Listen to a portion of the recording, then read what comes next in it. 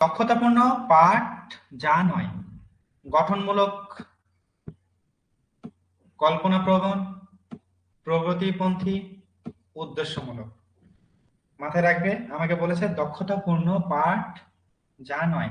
তো দক্ষতাপূর্ণ পাঠ গঠনমূলক, কল্পনাপ্রবণ, প্রগতিপন্থী। তাহলে উত্তর হবে 4, উদ্দেশ্যমূলক নয়। উদ্দেশ্যমূলক নয়।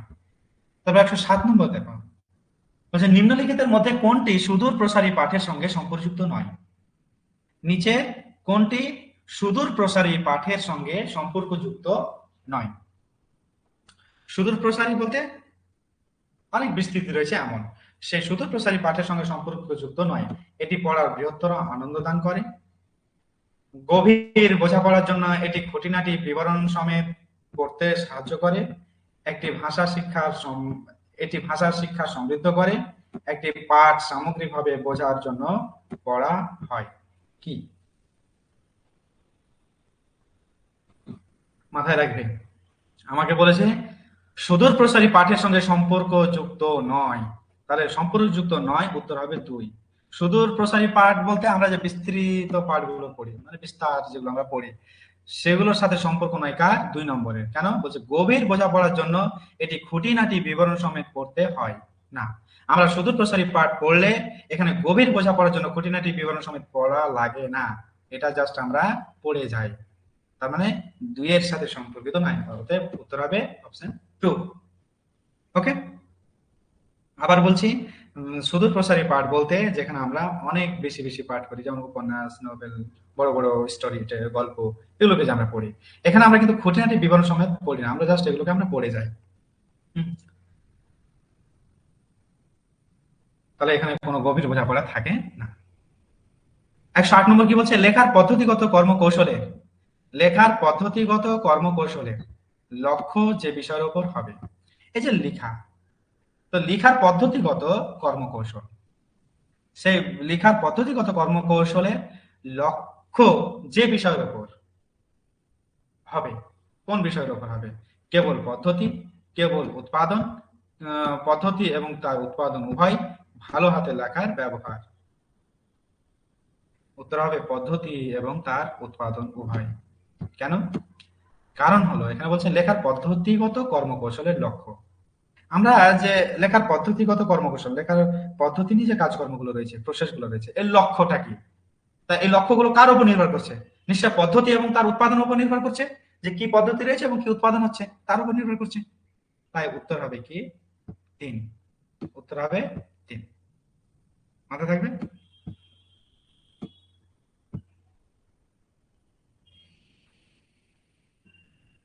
নিম্নলিখিতের মধ্যে কোনটি ভাষার পাঠ্যক্রমে, বলছে নিম্নলিখিতের মধ্যে কোনটি ভাষার পাঠ্যক্রমে সাহিত্যের অন্তর্ভুক্তির পিছনে সবচেয়ে কম গুরুত্বপূর্ণ বিষয়? সবচেয়ে কম গুরুত্বপূর্ণ বিষয়, কথাটা একটু মাথায় রাখো, যে নিচের মধ্যে কোনটি ভাষার পাঠ্যক্রমে, ভাষা যে কারিকুলাম রয়েছে সে ভাষার পাঠ্যক্রমে সাহিত্যের অন্তর্ভুক্তির পিছনে, ভাষার পাঠ্যক্রমে সাহিত্যের অন্তর্ভুক্তির পিছনে সবচেয়ে কম গুরুত্বপূর্ণ বিষয় কোনটি? এটি কেবলমাত্র শোনা এবং বলার দক্ষতাকে লালন করে। এটি হলো একটি পরীক্ষিত বিষয়। এটা তো ইম্পর্টেন্ট জিনিস। আমাকে বলছে কম গুরুত্বপূর্ণ, এটা নিশ্চয় গুরুত্বপূর্ণ, তাই না? তারপর বলছে এটি ছাত্রদের অন্য সংস্কৃতি বুঝতে সাহায্য করে। এটা ইম্পর্টেন্ট। এটি ছাত্রদের ব্যক্তিগত প্রতিক্রিয়া জানাতে উৎসাহিত করে। এটা ইম্পর্টেন্ট, মাথায় রাখবে। এটি কেবল মাত্র শোনা এবং বলার দক্ষতাকে লালন করে। শোনা এবং বলার দক্ষতাকে লালন করে, এটা কিন্তু অতটা ইম্পর্টেন্ট না, এটা কম ইম্পর্টেন্ট। কারণ বলছে ভাষা পাঠ্যক্রম, ভাষার পাঠ্যক্রমে সাহিত্যের অন্তর্ভুক্তি। আমরা ভাষার পাঠ্যক্রমে বা ভাষার সিলেবাসে আমরা সাহিত্যকে কেন অন্তর্ভুক্ত করি? শুধু কি শোনা এবং বলার দক্ষতা লালন পালন করার জন্য? না, এটা অতটা ইম্পর্টেন্ট না যে শুধু শোনার বলার জন্য সাহিত্যকে অন্তর্ভুক্ত করা হয়েছে, এমনটা কিন্তু না। এটা অতটা গুরুত্বপূর্ণ বিষয় নয়। তাহলে এটাই সবচেয়ে কম গুরুত্বপূর্ণ বিষয়। সো উত্তর হবে 1 নম্বর। ওকে, 110 কি বলছে? নিম্নলিখিতের মধ্যে কোন বিবৃতিটি নির্ভুল? নিচের মধ্যে কোন বিবৃতিটি নির্ভুল? নির্ভুল বলতে যাহা ভুল নয়।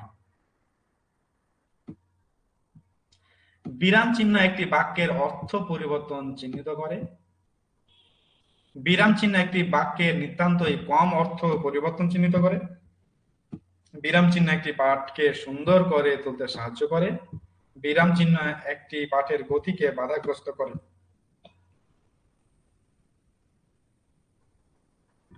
আমাকে কি বলেছে, নিম্নলিখিতের মধ্যে কোন বিবৃতিটি নির্ভুল? ভুল নয়, ঠিক আছে। তাহলে উত্তর হবে 1 নম্বর। কি, বিরাম চিহ্ন একটি বাক্যের অর্থ পরিবর্তন চিহ্নিত করে। কেন বিরাম চিহ্ন কেন ব্যবহার করা হয়? যে তুমি যে একটা অনুচ্ছেদ বা প্যারাগ্রাফ বা পাঠ পড়ছো, সেই পড়ার সময় বিরাম চিহ্ন তোমাকে বলে দেয় যে এই পর্যন্ত, এই এত দূর পর্যন্ত পড়তে হবে এই লাইনটাকে, তারপরের অংশটুকু এত দূর পর্যন্ত পড়তে হবে, তারপর অংশটুকু এইভাবে পড়তে হবে। এতে কি হবে, একটা বাক্যের অর্থের যে পরিবর্তন সেটা চিহ্নিত করা যাবে। ওকে। 2 নম্বর কি বলছে, বিরাম চিহ্ন একটি বাক্যের নিতান্তই কম অর্থ পরিবর্তন চিহ্নিত করে। না, ভুল কথা, কম অর্থ নয়, এখানে যথেষ্ট অর্থ পরিবর্তন চিহ্নিত করে। কেন বিরাম চিহ্নের উপর নির্ভর করে। যেমন তুমি কাউকে বলছো যে নাও বাড়ি যাব, বাড়ি যাব বলেছো, তুমি যদি দাড়ি দিয়ে বলো তাহলে তুমি যাবে, আবার যদি জিজ্ঞাসা চিহ্ন দিয়ে বলো তাহলে বলবে জিজ্ঞেস করছে, তাই না? এই ধরনের এগুলো কমা দাড়ি, এই জিনিসগুলো আমরা কেন দিই?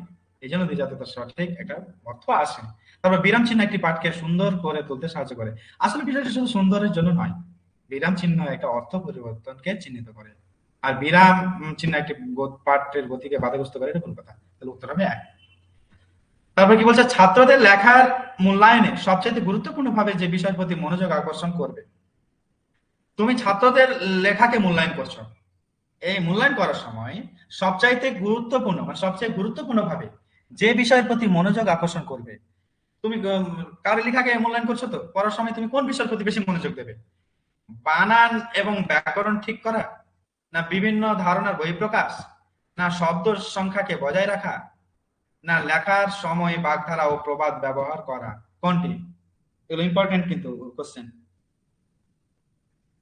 মাথায় রাখবে। তুমি যখনই কারোর লেখাকে মূল্যায়ন করছে, সে কেমন লিখেছে, সে কেমন লিখেছে, এই লেখার ক্ষেত্রে সবচেয়ে গুরুত্বপূর্ণ যে বিষয়টি মনোযোগ দিয়ে মানে মনোযোগ আকর্ষণ করবে তোমার বিষয়ের প্রতি, যে এখন তুমি কারো লেখা পড়ছো, পড়ার পর তোমাকে যে আকর্ষণ করবে কোন বিষয় আকর্ষণ, তার লেখা যত ভালো হবে। লেখা ভালো হবে বলতে বানান ব্যাকরণ এগুলো নয়, বিষয়টা হলো তার বিভিন্ন ধারণার বহিঃপ্রকাশ।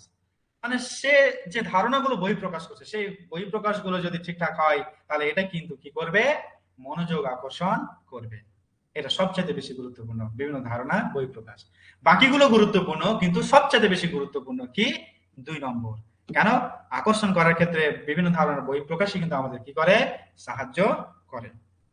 মাথায় থাকবে। আচ্ছা, তারপরে 112 নম্বরে আসো। বলছে এনসিএফ 2005, ন্যাশনাল কারিকুলাম ফ্রেমওয়ার্ক 2005 এর নির্দেশিত মূলনীতি অনুযায়ী নিম্নলিখিত কোনটি এর অন্তর্ভুক্ত নয়? বলছে এনসিএফ 2005 এর অন্তর্ভুক্ত নয় কোনটি? এটা আমাকে প্রশ্ন করেছে। বিদ্যালয়ের বাইরের জীবনের সঙ্গে জ্ঞানকে সংযুক্ত করা, এটা এনসিএফ এর বক্তব্য। আমাকে বক্তব্য নয় কোনটা সেটা বলেছে, কোনটা অন্তর্ভুক্ত নয় সেটা বলেছে। মাথায় রাখবে, এনসিএফ এর বক্তব্যের মধ্যে একটা ইম্পর্টেন্ট বক্তব্য হলো কি, যে বিদ্যালয়ের বাইরের জীবনের সঙ্গে জ্ঞানকে সংযুক্ত করতে হবে, এমন ভাবে শিক্ষার্থীদের কারিকুলাম ফ্রেমওয়ার্ক তৈরি করতে হবে যাতে তারা বিদ্যালয়ের বাইরেও তারা জ্ঞানকে অর্জন করতে পারে। 2 নম্বরে এটা সুনিশ্চিত করা যাতে লেখাপড়া নোট পদ্ধতি থেকে স্থানান্তরিত হয়। তোমরা যেটা চাও, স্যার নোট দেন, আমরা নোট পড়বো, নোট লিখে দেন, মুখস্থ করবো, পরীক্ষা লিখে চলে আসবো, শুধু চাকরি পাওয়া হবে আর বউকে ছেলে মেয়েকে বাবা মাকে শুধু খাওয়ানোই হবে, তোমার কিছু উন্নতি ঘটবে না। কেন? এনসিএফ 2005 এর বক্তব্য হলো যে নোট পদ্ধতি থেকে সরে আসতে হবে। কেন? নোট পদ্ধতি মেমোরাইজেশনের উপর বেশ করে হয়, এতে কিন্তু আমরা কি দেখতে পাই না, তার যে ক্রিয়েটিভিটি সেটাকে আমরা দেখতে পাই না। তাই নোট পদ্ধতি থেকে স্থানান্তরিত হবে, এটা কিন্তু এনসিএফ এর বক্তব্য। আমাকে বলেছে বক্তব্য নয় বা অন্তর্ভুক্ত নয়। পাঠ্যক্রম পাঠ্যপুস্তক কেন্দ্রিক হবে, কারিকুলাম পাঠ্যপুস্তক কেন্দ্রিক হবে, এটা কিন্তু নয়। এটা এনসিএফ 2005 এর অন্তর্ভুক্ত নয়। কেন এনসিএফ 2005 এর অন্তর্ভুক্ত নয় বলতো? কারণ হলো এনসিএফ এর বক্তব্য হলো যে পাঠ্যক্রম পাঠ্যপুস্তক কেন্দ্রিক হবে, এমনটা নয়। পাঠ্যক্রম পাঠ্যপুস্তকের বাইরেও যে রয়েছে, বিদ্যালয়ের বাইরে পাঠ্যপুস্তকের বাইরে যে কো কারিকুলার অ্যাক্টিভিটিস গুলো রয়েছে সেগুলোতে ছাত্রদেরকে কি করতে হবে, ইনভলভ করতে হবে, যাতে তাদের পাঠ্যপুস্তক জ্ঞানের সাথে সাথে বহির্জগতের জ্ঞানগুলো তারা সহজে অর্জিত বা অর্জন করতে পারে। ওকে, তাই এখানে উত্তর হবে কি 3। এটি কিন্তু এনসিএফ এর বক্তব্য নয়, পাঠ্যপুস্তক কেন্দ্রিক হওয়াটাই কিন্তু তার বক্তব্য হতে পারে না। তার কথা হলো যে স্টুডেন্টদের মধ্যে ক্রিয়েটিভিটি, ডাইভারজেন্ট এইসব থিঙ্কিং এর বৃদ্ধি ঘটাতে হবে। তারপর বলছে পরীক্ষা শ্রেণীকক্ষে আরো নমনীয় এবং একীকরণ করা, এটা এনসিএফ এর বক্তব্য। বলছে পরীক্ষা শ্রেণীকক্ষে আরো নমনীয় করা, পরীক্ষা যাতে কঠিন না হয়ে যায়, এতটাই কঠিন যাতে না হয় যাতে ছাত্ররা পালিয়ে যায় স্কুল থেকে, তারা যাতে না পড়ে, পরীক্ষা অবশ্যই ফ্লেক্সিবল হবে। ওকে, তাহলে উত্তর হবে কি 3, কেন? যেহেতু এনসিএফ এর অন্তর্ভুক্ত নয় বলেছে, তাহলে এটা নয়। আচ্ছা, তারপর 113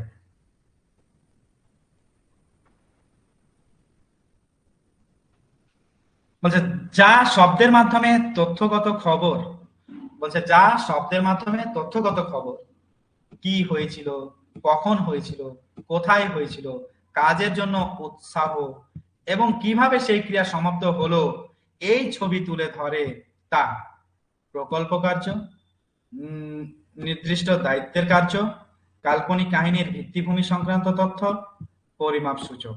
কোনটা? মাথায় রাখবে আমাকে কোশ্চেনটা কি করেছে। কোশ্চেনটা করেছে বলছে যা শব্দের মাধ্যমে তথ্যগত খবর, মানে তুমি কাউকে তথ্য দিচ্ছ কিন্তু সেই তথ্যগুলো শব্দের মাধ্যমে দিতে হচ্ছে। যেমন তোমাকে যদি আমি বলি কি হয়েছিল, তাহলে একে তো তুমি সংখ্যা দিয়ে বলতে পারবে না, 3 বা 4 বা 5 6 এগুলো বলা যাবে না। কি হয়েছিল তোমাকে এগুলো কি করতে হবে, শব্দের মাধ্যমেই বলতে হবে। তো ওটাই বলছে যে যা শব্দের মাধ্যমে তথ্যগত খবর, বলছে তথ্য দেওয়া হচ্ছে, ইনফরমেশন দেওয়া হচ্ছে, কিন্তু শব্দের মাধ্যমে দেওয়া হচ্ছে। যেমন কি হয়েছিল, একে শব্দের মাধ্যমেই বলতে হবে। কখন হয়েছিল, এটাও শব্দের মাধ্যমে বলতে হবে। কোথায় হয়েছিল, এটাও শব্দের মাধ্যমে। কাজের জন্য উৎসাহ, কিভাবে সেই ক্রিয়া সমাপ্ত হলো, সবগুলো শব্দের মাধ্যমে হবে। আর এই ছবি তুলে ধরে, এই ছবি তুলে ধরে, তা কি প্রকল্প কার্য? নিশ্চয়ই এটা প্রজেক্ট অফ নয়। নির্দিষ্ট দায়িত্বের কার্য না, এটা হলো কাল্পনিক কাহিনীর ভিত্তিভূমি সংক্রান্ত তথ্য। কাল্পনিক কাহিনীর ভিত্তিভূমি সংক্রান্ত তথ্য কেন? কারণ হলো এখানে অ্যানেকডোটাল রেকর্ড থাকে। অ্যানেকডোটাল রেকর্ড বলতে কি বোঝায় বলো, তাতেই বলো, কেউ জানো অ্যানেকডোটাল রেকর্ড মানে?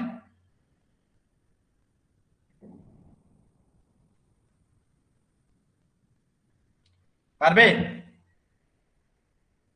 অ্যানেকডোটাল রেকর্ড মানে হলো কোন একটা ঘটনা সম্বন্ধে বা কোন একটা বিষয় সম্বন্ধে কি করা, লিখিত কোনো রিপোর্ট রাখা বা লিখিত কোনো রেকর্ড রাখা। ওকে, সময়ের উপর ভিত্তি করে। ধরে নাও যে কোন একটা ঘটনা ঘটছে, সময়ের সাথে সাথে ঘটছে, ধরে নাও সে ঘটনা সময়ের সাথে সাথে যে ঘটছে, তো সেই ঘটনাগুলো কি কি করা, লিখিতভাবে রেকর্ড করে রাখা, সেগুলোকে বলা হয় অ্যানেকডোটাল রেকর্ড। আর এটাই কাল্পনিক কাহিনীর ভিত্তিভূমি সংক্রান্ত তথ্য। ওকে, তাহলে উত্তর হবে 3। কেন? এখানে কি হয়েছিল, কখন হয়েছিল, কোথায় হয়েছিল, এই জিনিসগুলো সময়ের সাথে সাথে কি করতে হয়, এগুলো রেকর্ড করে রাখতে হয় লিখার মাধ্যমে, শব্দের মাধ্যমে। একে বলা হয় অ্যানেকডোটাল রেকর্ড। ওকে, তারপর আসো 114। বলছে ছাত্ররা ভাষায় কি করছে তা প্রদর্শনের সবচেয়ে ভালো প্রমাণ নিম্নলিখিতের মধ্যে কোনটি? ছাত্ররা ভাষায় কি করছেন তা প্রদর্শনের সবচেয়ে ভালো প্রমাণ নিম্নলিখিতের মধ্যে কোনটি?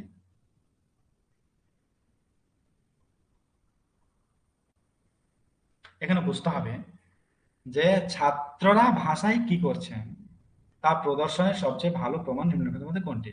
একটি পরীক্ষা মূল্যায়ন, লেখার এবং বলার কাজে ছাত্রদের ভাষার ব্যবহার, না জাতীয় পাঠ্যক্রম এবং পাঠ্য নির্ঘণ্ট বিষয় জানা, না ভাষার লক্ষ্য এবং উদ্দেশ্য বোঝা। কি মাথায় রাখবে, আমাকে কোশ্চেনটা করেছে কি, ছাত্ররা ভাষায় কি করছে তা প্রদর্শনের সবচেয়ে ভালো প্রমাণ। ভাষার ক্ষেত্রে কি করছে আর কি ছাত্ররা, তা কিসের মাধ্যমে দেখা যায়, কিসের মাধ্যমে দেখা যাবে বলো? নিশ্চয়ই লেখা এবং বলার কাজে ছাত্রদের ভাষার ব্যবহার। এখন তুমি একটা ছাত্রের ভাষাকে দেখতে চাইছো যে তার ভাষাগুলো কি, কেমন, তাদের ভাষাগুলোকে দেখতে চাইলে তাদের তাদের কিসের মাধ্যমে তুমি ভাষাগুলোকে দেখতে পাবে, কোন প্রমাণের মাধ্যমে বুঝতে পারবে তাদের ভাষাগুলো ঠিকঠাক বা ভুলভাল, কিভাবে? যখন তারা লেখা এবং বলার কাজে ভাষা ব্যবহার করবে, তাহলে নিশ্চয় লেখা এবং বলার কাজে ছাত্রদের ভাষার ব্যবহার করলেই কিন্তু এখানে কি হবে, আহ একটা প্রমাণ পাওয়া যাবে ভাষা সম্বন্ধে তারা কি করছে। ওকে, তাহলে উত্তর হবে 2।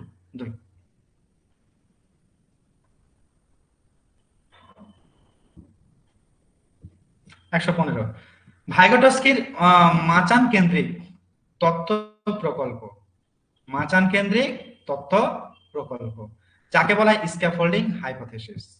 স্ক্যাফোল্ডিং হাইপোথেসিস, তো সোজা কথা মাথায় রাখো, ভাইগোটস্কির স্ক্যাফোল্ডিং হাইপোথেসিস অনুযায়ী একজন শিক্ষক ভাষা শিক্ষার্থীদের জোড়ায় বা গোষ্ঠীতে কাজ করার সুযোগ দেবেন।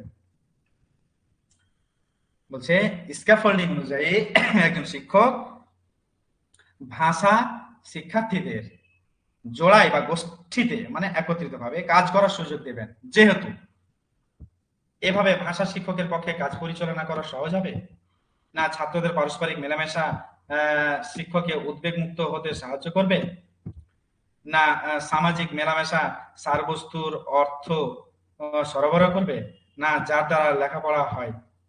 এখানে বলতে চাইছে সামাজিক মেলামেশা সারবস্তুর অর্থ সরবরাহ করবে যার দ্বারা লেখাপড়া হয়।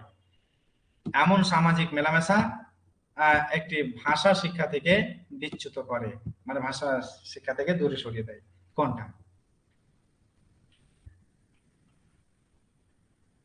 মাথায় রাখবে, স্ক্যাফোল্ডিং মানে কি বলেছিলাম, অন্য কারোর কোনো টেম্পোরারি সাপোর্ট। অন্য কারোর টেম্পোরারি সাপোর্ট মানে কি, এখানে একটা সামাজিক মেলামেশার কিন্তু প্রয়োজন রয়েছে, সামাজিক মেলামেশা থাকবে। আর ভাইগোটস্কি বলেছে মানেই সামাজিক মেলামেশা গল্পটা থাকবে। কিন্তু এখানে আমাকে কি বলেছে 3 নম্বর অপশন দেখো, যে সামাজিক মেলামেশা সারবস্তুর অর্থ সরবরাহ করবে। যখনই কোনো শিশু বা শিক্ষার্থী এরা সামাজিক ভাবে একে অপরের সাথে মেলামেশা করবে, তখন তারা কি করবে, একে অপরের মধ্যে সারবস্তুর অর্থ সরবরাহ করবে, আর যার দ্বারা লেখাপড়া তাদের ভালো হবে। তার মানে উত্তর হবে 3। 4 নম্বর কেন হবে না? 4 নম্বরে সামাজিক মেলামেশা কথাটা বলেছে ঠিক, কিন্তু বলেছে বিচ্যুত হয়ে যাবে না, বিচ্যুত হবে না। সামাজিক মেলামেশা সারবস্তুর অর্থ সরবরাহ করবে আর যার দ্বারাই পড়াশোনা করবে। তার উত্তর হবে 3। তোমাদের আগেও বলেছি ভাইগোটস্কি থাকলেই বুঝে নিতে হবে যে কি রয়েছে, সামাজিক বিষয়টা রয়েছে, সাংস্কৃতিক বিষয়টা রয়েছে, সক্রিয়তাও রয়েছে। তারপর 116 ভাষা শিক্ষায় প্রাথমিক শব্দ এবং তার মিশ্রণের পরিবর্তে, কি বলছে, ভাষা শিক্ষায় প্রাথমিক শব্দ এবং তার মিশ্রণের পরিবর্তে সরল বাক্যের মাধ্যমে শুরু করা হয়। এটা যা ইঙ্গিত দেয়, কথাটাকে বুঝে যাও। বলছে ভাষা শিক্ষায় প্রাথমিক শব্দ এবং তার মিশ্রণের পরিবর্তে, প্রাথমিক শব্দ এবং তার মিশ্রণের পরিবর্তে সরল বাক্যের মাধ্যমে শুরু করা হয়। এটা যা ইঙ্গিত দেয়। এটা কিসের ইঙ্গিত দেয়? তার মানে ভাষা শিক্ষাচ্ছ, এই ভাষা শিক্ষা দেওয়ার ক্ষেত্রে প্রাথমিক যে শব্দ এবং তার মিশ্রণের পরিবর্তে কোন সরল বাক্যের মাধ্যমে শুরু করা, এটা কিসের ইঙ্গিত? যোগাযোগ সম্পূর্ণ বাক্যের উপর নির্ভরশীল। ভাষা আত্মীকরণে উচ্চারণের কোনো স্থান নেই। ভাষা আত্মীকরণে উচ্চারণ কোনো স্থান নেই, তো ভুল কথা। ভাষার শিক্ষায় ব্যাকরণ এবং উচ্চারণের সমান স্থান রয়েছে, এমন কথা বলা যাবে না। যোগাযোগের অন্যতম গুরুত্বপূর্ণ মাত্রা হলো ব্যাকরণ। ব্যাকরণ একমাত্র গুরুত্বপূর্ণ বিষয়, যোগাযোগের একটা যোগাযোগের অন্যতম গুরুত্বপূর্ণ বিষয় হলো ব্যাকরণ না, এমনটাও বলা যাবে না। কেন? আমাকে বলেছে প্রাথমিক শব্দ এবং তার মিশ্রণ পরিবর্তে সরল বাক্যের মাধ্যমে শুরু করা। এটা কিসের? নিশ্চয়ই সরল বাক্যের মাধ্যমে যখন কোনো কিছু শুরু করা হয়, এটা যোগাযোগ বোঝায়, এটা বোঝায় যে যোগাযোগ সম্পূর্ণ বাক্যের উপর নির্ভরশীল, বাক্যের উপর নির্ভরশীল। কেন? তোমার বাক্যের মাধ্যমেই কিন্তু যোগাযোগ হবে, ফলে তোমার বাক্য যেমন হবে যোগাযোগ তেমনই হবে, যোগাযোগ তেমনই হবে। ওকে, বাক্য যেমন হবে যোগাযোগ তেমন হবে বলতে সরল বাক্য হলে সরল ঠিকঠাক বুঝবে, জটিল বাক্য হলে নাও বুঝতে পারে, এই সমস্যাগুলো রয়েছে, ফলে যোগাযোগ ব্যাঘাত ঘটতে পারে। তাহলে উত্তর হবে 1। তারপর কি বলছে 117, বলছে সপ্তম শ্রেণী কক্ষের একজন শিক্ষক একটি ভাষা কক্ষে দৃষ্টিবান ছাত্রদের পড়ানোর জন্য ইউটিউবের ভিডিও ব্যবহার করেন। মানে দৃষ্টিবান ছাত্র বলতে যাদের দৃষ্টি রয়েছে, হ্যাঁ, যারা দেখতে পায় আর কি। একজন শিক্ষক কি করলেন, সপ্তম শ্রেণীর ক্লাসে সেই দৃষ্টিবান ছাত্রদের পড়ানোর জন্য একটা ইউটিউব ভিডিও ব্যবহার করলেন। রেকর্ডিং ব্যবহার করেন দৃষ্টিহীন ছাত্রদের জন্য, এবং তিনি কি করলেন, যারা দৃষ্টিহীন, যারা দেখতে পায় না তাদের জন্য রেকর্ডিং ব্যবহার করলেন। আর মিলেমিশে খেলার ব্যবস্থা করেন দৃষ্টি ও শ্রবণ শক্তিহীন ছাত্রদের জন্য। এবং মিলেমিশে খেলার জন্য তিনি ব্যবস্থা করলেন কি, দৃষ্টি এবং শ্রবণ শক্তিহীন ছাত্রদের জন্য, যারা দেখতে পায় না এবং যারা শুনতে পায় না তাদের জন্য তিনি কি করলেন, একটা ইন্টারেক্টিভ খেলার ব্যবস্থা করলেন। শিক্ষক প্রতি এককের পোষণের জন্য যে সমস্ত মাল্টিমিডিয়া ব্যবহার করেন, কারণ এখানে শিক্ষক যে মাল্টিমিডিয়া গুলো ব্যবহার করছেন, সেই মাল্টিমিডিয়া গুলো কি, ভাষার পার্থক্য, শেখার কৌশল, শেখার অক্ষমতা, ভরসাযুক্ত বস্তু। কোনটা বলো? নিশ্চয় শেখার কৌশল, নিশ্চয় কি এটা শেখার কৌশল। কেন বলো তো? কারণ হলো তিনি কি করছেন, এক এক রকম স্টুডেন্টের জন্য এক এক রকম পদক্ষেপ নিচ্ছেন। তার মানে এটা একটা শেখার স্টাইল, লার্নিং স্টাইল, শেখার কৌশল তিনি ব্যবহার করছেন। ওকে, যারা দেখতে পাচ্ছে তাদের ইউটিউব, যারা দেখতে পাচ্ছে না তাদের রেকর্ডিং, এগুলো কিসের জন্য? এটা শিখন কৌশলের জন্য। ওকে, তারপর আসো 118 বলছে জ্ঞানাত্মক পরিপ্রেক্ষিতে। জ্ঞানাত্মক পরিপ্রেক্ষিতে একজন ভাষা শিক্ষক শিশুদের ভ্রান্তি যেভাবে দেখবেন। জ্ঞানাত্মক পরিপ্রেক্ষিতে বলতে এই কগনিটিভিস্ট বা প্রজ্ঞামূলক বিষয়ের ক্ষেত্রে বলছে যে একজন ভাষা শিক্ষক শিশুদের ভ্রান্তি যেভাবে দেখবেন, মানে শিশুদের ভুলগুলো যেভাবে দেখবেন, শেখার অবরোধ ও বাধা হিসাবে দেখবেন। মানে শিশুরা কোনো কিছু ভুল করছে, এই শিশুদের ভুল করার ক্ষেত্রে, শিশুদের ভুল করার ক্ষেত্রে কি এটা একটা বাধা স্বরূপ কাজ করছে? ভুলগুলো জ্ঞান অর্জনের জন্য বাধা সৃষ্টি করছে না। এর আগের দিন বলেছিলাম, জ্ঞান অর্জনের জন্য শিশুদের কোনো ভ্রান্তি বা ভুল বাধা সৃষ্টি করে না, এটা বাধা সৃষ্টি করে না। এটা কি, শেখার অংশ যা ভাবার অন্তর্দৃষ্টি যোগায়। মাথায় রাখবে, শেখার অংশ। কোনো ছাত্র কোনো কিছু ভুল করছে, তার মানে এটা কোনো বাধা বা খারাপ জিনিস নয়। এটা কি, এটা কি, এটা একটা শেখার অংশ যা ভাবার অন্তর্দৃষ্টি যোগায়। কেন ভাবার অন্তর্দৃষ্টি যোগায়? কোন স্টুডেন্ট কোনো কিছু ভুল করছে, তার মানে এটা আমাকে দেখায় যে সেই বিষয় সম্বন্ধে, যেটা সম্বন্ধে স্টুডেন্ট ভুল করেছে, সেই বিষয় সম্বন্ধে সে কি ধারণা পোষণ করছে, সে কেন ভুল করলো, সে আসলে কিভাবে উত্তরটা দিয়েছে, এগুলো আমাদের একটা অন্তর্দৃষ্টি জাগায়। অতএব অপশন 2 হবে কারেক্ট। 3 কি বলছে, এমন কিছু যা তাদের ত্রুটি সংশোধন করবে এবং বারবার সেই ভুল করা থেকে বিরত রাখবে, এমনটা নয়। শেখার বিষয়ে তাদের গুরুত্ব না দেওয়ার মানসিকতা, এ ধরনের কথা চলবে না। মাথায় রাখতে, একজন শিক্ষক হিসেবে তোমাকে মাথায় রাখতে হবে, ভুল একটা নর্মাল স্বাভাবিক জিনিস, ভুল করবে, এবং এই ভুল একটা শেখার অংশ, এবং এই ছাত্ররা ভুল করে বলেই ছাত্রদের সম্বন্ধে একটা ফিলোসফি, দর্শন উপলব্ধি করা সম্ভব। ওকে, 119 কি বলছে, একজন প্রগাঢ় অনুগত শ্রোতা। একজন প্রগাঢ় অনুগত শ্রোতা যেভাবে শোনেন, মনোযোগ দিয়ে শোনেন, ধৈর্য সহযোগে শোনেন, নিয়মানুবর্তিতায় শোনেন, বা উন্নতি, কোনটা বলো দেখি, উত্তর দাও তো, কোনটা হবে?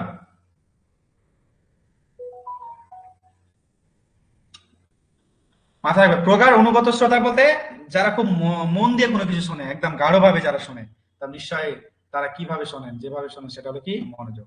তারা মনোযোগ দিয়েই শোনেন। ওকে, মাথায় থাকবে।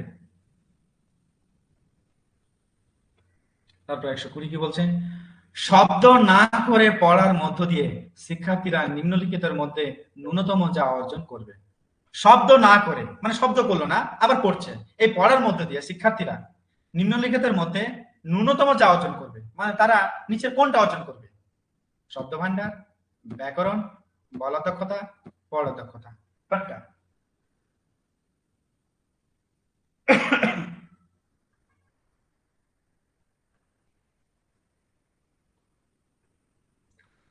বলছে শব্দ না করে পড়ার মধ্য দিয়ে শিক্ষার্থীরা নিম্নলিখিতের মধ্যে ন্যূনতম যা অর্জন করবে। ন্যূনতম যা অর্জন করবে বলতে এখানে বলতে চাইছে সব থেকে কম অর্জন করবে, সবচাইতে কম অর্জন করবে। সবচাইতে কম কি অর্জন করবে? বলা দক্ষতা।